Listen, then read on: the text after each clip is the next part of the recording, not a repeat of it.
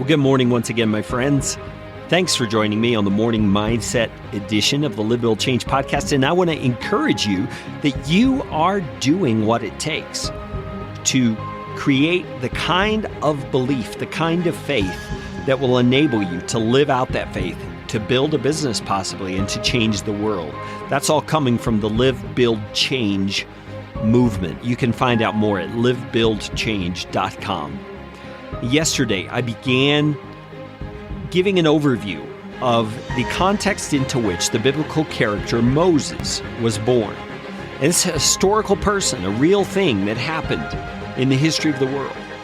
And Moses was born into a very dangerous time when all the Hebrew boys that were being born, of which he was one, were being killed by the political power of the day. The Pharaoh of Egypt was having them killed. And so Moses' parents, even though they knew this edict had been made, even though they knew that it would be hard and there would be a risk to them personally and to their entire family, they chose to stand against the evil that had been declared against the children of their people in their own son who was born, Moses.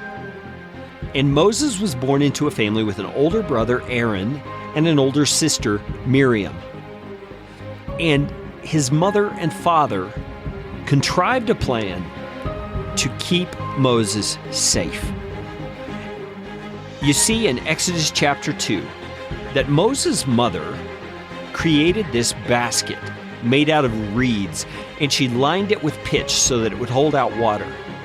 And she placed the baby Moses in it, and she instructed his older sister, Miriam, to take that basket down to the river and to follow it and to stay with it and to keep an eye on it.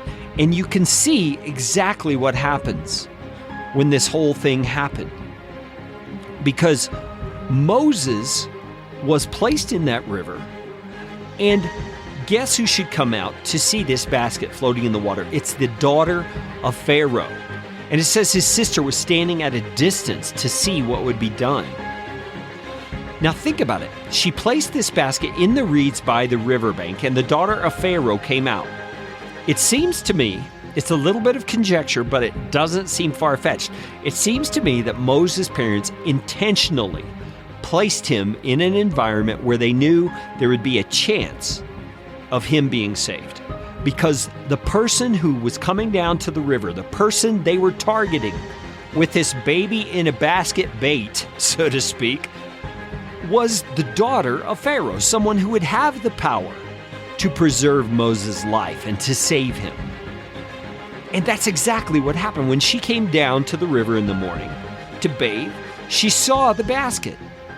And she called her servant woman to go and get it. She opened it. She saw the child, saw that he was crying, and she took pity on him and said, "This is one of the Hebrews' children."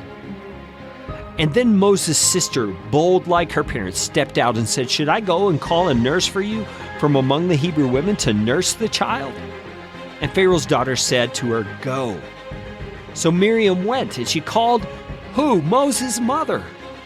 And Pharaoh's daughter told her, "Take the child away and nurse him, and I will give you wages." So the woman took the child and nursed him. And when he grew older, she brought him to Pharaoh's daughter, and he became her son.